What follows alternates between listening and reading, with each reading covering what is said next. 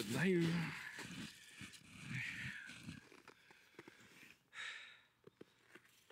Salut tout le monde!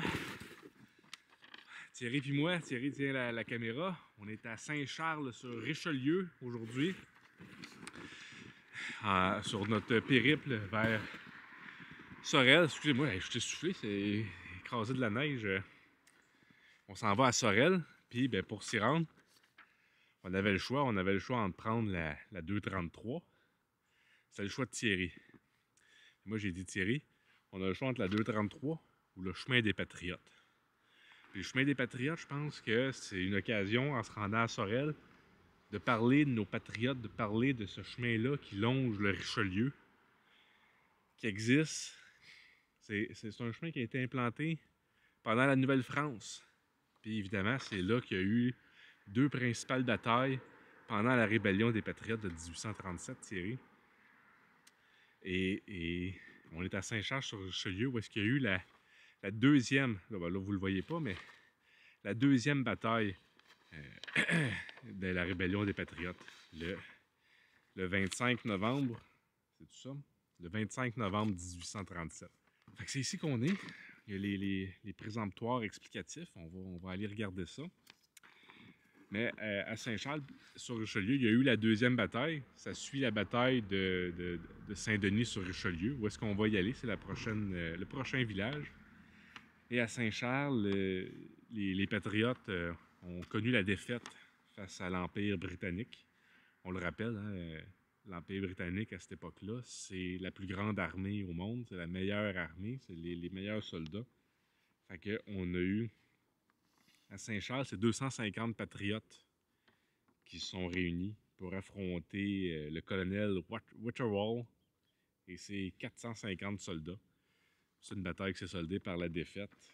Il y a entre 24 et 150 patriotes qui ont perdu la vie, puis environ 30 soldats britanniques. C'est laquelle qu'on a gagné? On a gagné la première à Saint-Denis. Ah, okay. Fait qu'on pourra en reparler plus en détail rendu à Saint-Denis.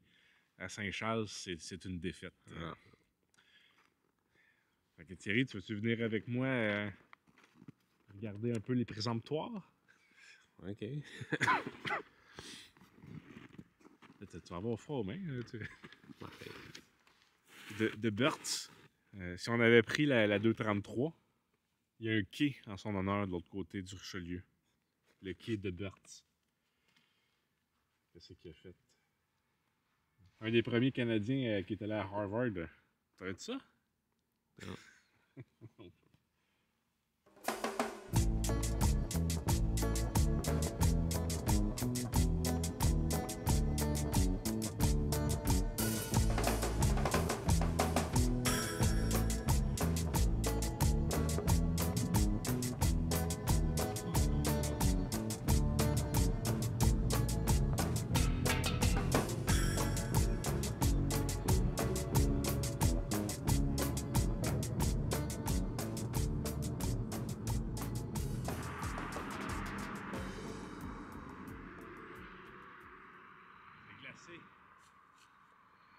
C'est glacé.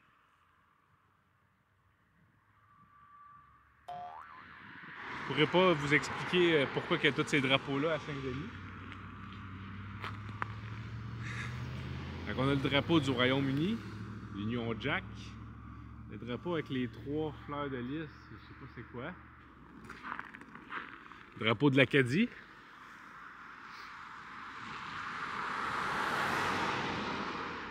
Là, évidemment, je peux pas vous expliquer pourquoi c'est là. J'ai pas été capable de déneiger le panneau.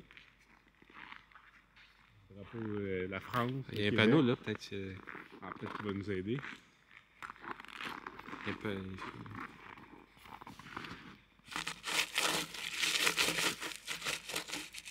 Ah, c'est le jumelage. Ok, fait que. Chastre. Chastre. Saint-Denis, c'est jumelé avec Chastre, en Wallonie. C'est pour ça qu'on a le drapeau de la Belgique, non? Si j'en reviens à pourquoi qu'on est ici, ben c'est qu'à Saint-Denis, il y a eu la première bataille. Quand, évidemment, il y avait des tensions qui montaient là, au Bas-Canada depuis plusieurs semaines avec les 92 résolutions qui ont été mises de côté et puis tout ça. Puis ça a amené jusqu'au conflit armé qu'il y a eu pendant la rébellion. À Saint-Denis, sur Richelieu, c'est là qu'il y a eu la première bataille. Première bataille et la seule bataille que les Patriotes ont remportée. Il y a à peu près 200 Patriotes qui étaient commandés par le docteur Wilfred Nelson, qui faisait face contre à peu près 250 ou 300 soldats britanniques. C'était soldé par la retraite des Anglais, une victoire des Patriotes. Il y a à peu près 12 morts de chaque côté. C'est pas mal ça le résultat. 2 jours après, c'était la bataille de Saint-Charles qui s'est soldée par la défaite. Ensuite, le conflit s'est transporté vers Saint-Eustache, où est-ce que la rébellion a pas mal pris fin à ce moment-là. Je vais de mémoire, Thierry, avec mes cours d'histoire. C'est ce que j'avais l'impression de me souvenir. Ouais. Fait que c'est ça. Fait qu'on poursuit notre chemin. On s'en va à Sorel, parce que le but, on prenait le chemin des Patriotes, mais le but, c'était d'aller à Sorel pour faire l'expérience du traversier de Sorel.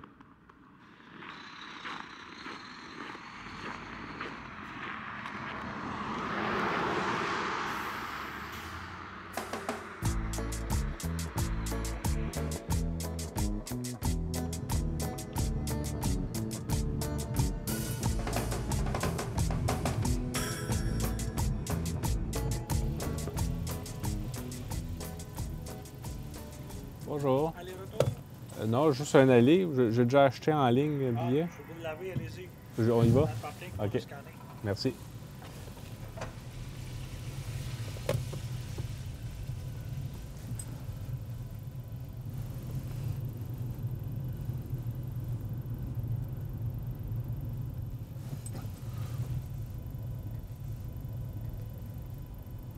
C'est encore là? C'est quoi? Le bateau? Ouais. Tiré. Bonjour. C'est parfait, passez une belle journée. Merci.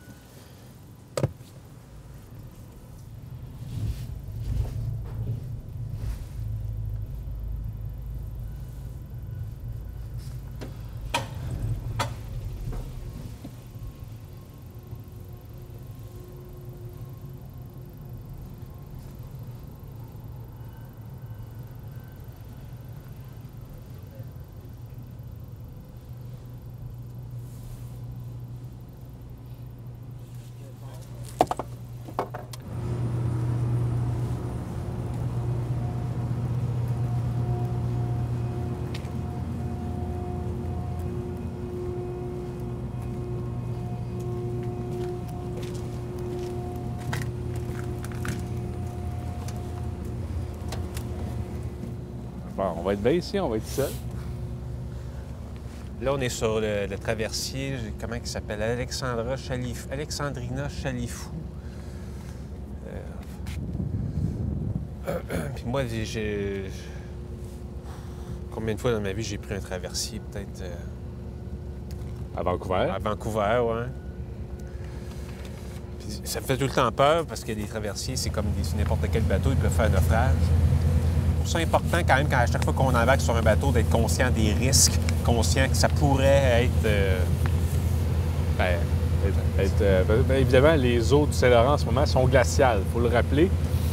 Ben, Glaciales comme l'Atlantique Nord. Fait que si ça tourne mal, c'est bien dommage, mais Ah, là, ils sont en train de larguer les amarres. Ah, et on est parti, on bouge. On quitte le port de Sorel.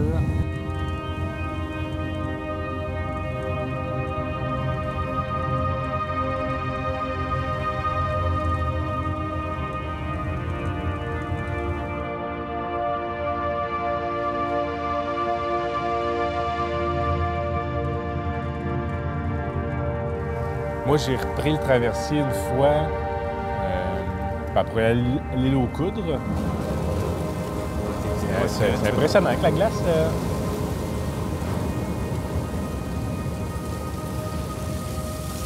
J'ai pris le traversier aussi pour aller à l'île de Mykonos, en Grèce. C'est ça, Mykonos? Il y a une île qui s'appelle Mykonos. Ouais, il me semble que c'était ça. Ah, regarde, ça, je pense qu'il y a 2 traversiers à la fois, fait qu'ils s'alternent. Mais je dois avouer que c'est la première fois, je pense, que je prends un traversier d'hiver avec la glace comme ça. C'est comme une activité plus d'été, de vacances. À ce niveau-là, c'est une première. Oui, c'est l'épisode. On a-tu dit c'était quoi l'épisode? On l'a même pas dit. 172. Puis on est le. Il y a quand même pas mal de glace, mais on est quoi, le mois d'avril, là? Ouais, c'est ça. C'est rendu au mois d'avril. Ben,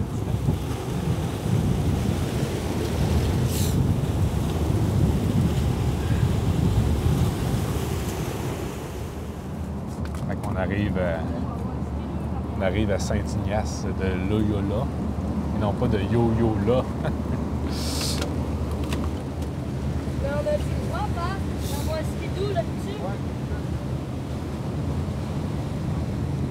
Les lunettes sont tombées. Mais non, c'était une blague. On m'aurait fait pitié. Ben oui. Ben, j'aurais fait pitié.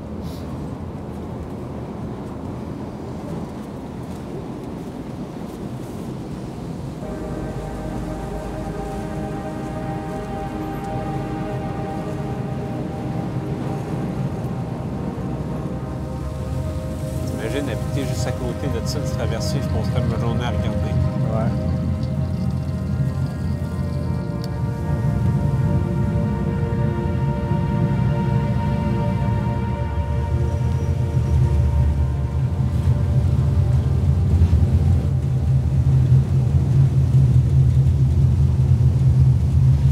T'es dans l'auto? Ouais. OK.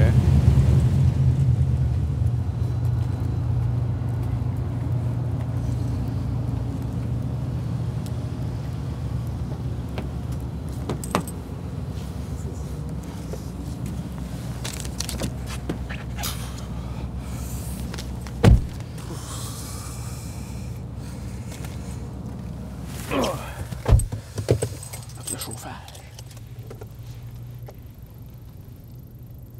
C'est très bien organisé.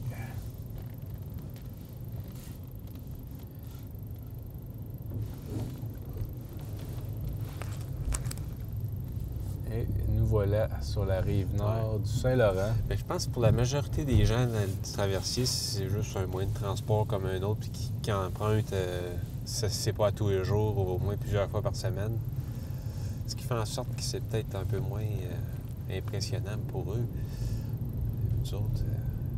Ben, en même temps, c'est pas parce que ça fait partie du quotidien pour eux que c'est pas impressionnant pour les autres. Ouais. Moi, je serais bien curieux d'essayer le traversier là, de la Côte-Nord. Ouais. Ça doit être impressionnant. Ou même le traverser des îles de Madeleine.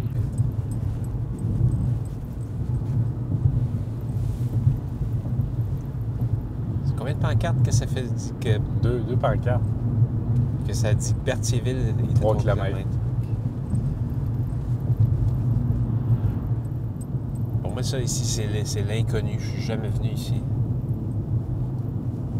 Ah, voilà, Berthierville. On n'a plus les 3 km qu'on avait. Donc, on est à Berthierville.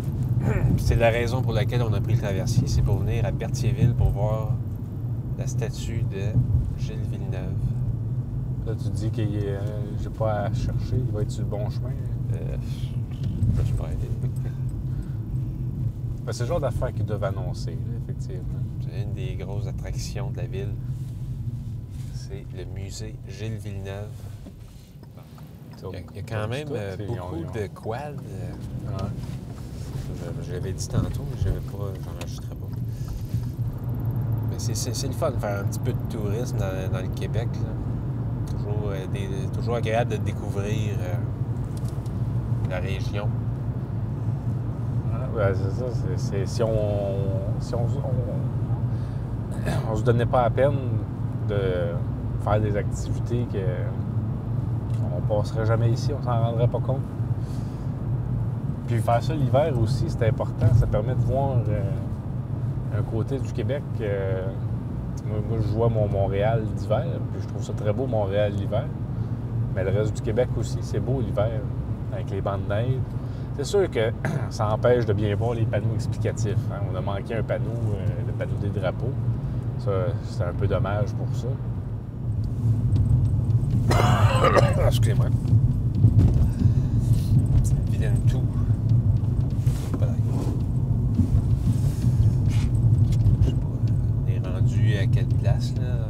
C'est Lavaltrie, normalement. Lavaltrie.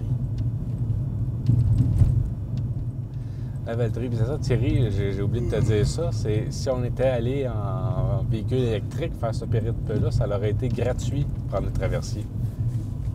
Toujours des avantages pour les... Si on avait été des vétérans de la guerre en Irak ou je sais pas quoi. Ils ont sûrement eu un avantage. Tout ça pour dire aussi que c'est le genre d'avantage que tu sais comme c'est bien beau, là, mais quand est-ce que ça arrête? Parce que maintenant, si la proportion devient trop importante, tu fais ça, tu fais des traversées à perte. Ça marche pas. Non, c'est ça. Faudrait que je recheck. Parce que si tu traverses à pied, ça te coûte de quoi? Fait que j'imagine que ça te coûte quand même quelque chose, mais tu payes pas pour le véhicule. C'est peut-être ça la nuance. OK. Parce que si tu es dans un auto électrique et que c'est gratuit, Ça coûte plus cher si t'es à pied. ouais, là ça marche pas, là, parce que des autos électriques, c'est plus pesant. Parce qu'on n'a pas d'auto ni un ni l'autre. Comme une auto nous permet de faire ces podcasts aventures-là, de prendre la route, de partir. Puis merci à Communauto d'exister qui me permet d'avoir de l'argent pour faire autre chose que de mettre 10 000 $ par année sur un char. Puis 10 000 $, ça, c'est très conservateur. Ça coûte souvent aux Québécois davantage que ça, leur véhicule. Fait que je me sens beaucoup plus riche, et je le suis, grâce à Communauto. Fait que c'était l'épisode... écoute, comment qu'on va l'appeler? L'épisode... Traversier. L'épisode Traversier. Merci d'avoir été là. Nous sommes au mois d'avril 2025. Thierry et moi étions partis à l'aventure. J'espère que vous avez aimé nous accompagner dans ce petit bout de vacances, là pour voir un coin du Québec qu'on voit moins souvent, Sorel, le chemin des Patriotes, Berthierville, Lavaltrie. Prenez un traversier. On va essayer de faire ça dans les prochaines semaines, mois. Cet été, là, pour vos vacances, prenez un traversier, vous n'allez pas le regretter. C'est juste ce que j'ai à dire. Bon, ben, c'est une très belle conclusion parce que c'est la fin de l'épisode. Oui, c'est la fin de l'épisode. Ça va être la route, puis ça va devenir...